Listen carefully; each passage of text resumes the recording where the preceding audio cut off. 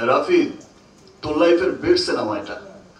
তাণ্ডব নিয়ে বলতে গেলে এক লাইনে বলতে হয় একটা অসম্ভব অসম্ভব ভালো মেকিং এর একটা সিনেমা।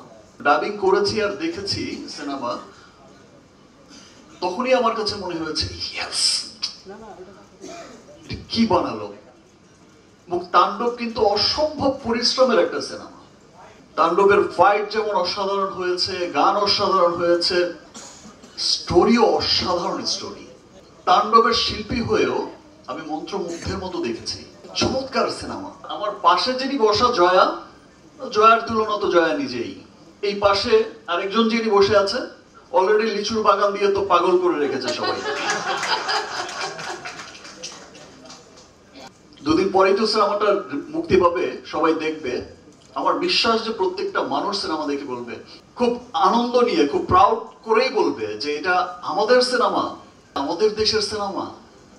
এখন শুধু আমাদের দেশেই যে সিনেমাটা চলে তা তো না, এখন ওভারসিজেও পৃথিবীর বহু দেশে যেখানেই বাঙালি আছে সেখানেই আমাদের সিনেমা যাচ্ছে।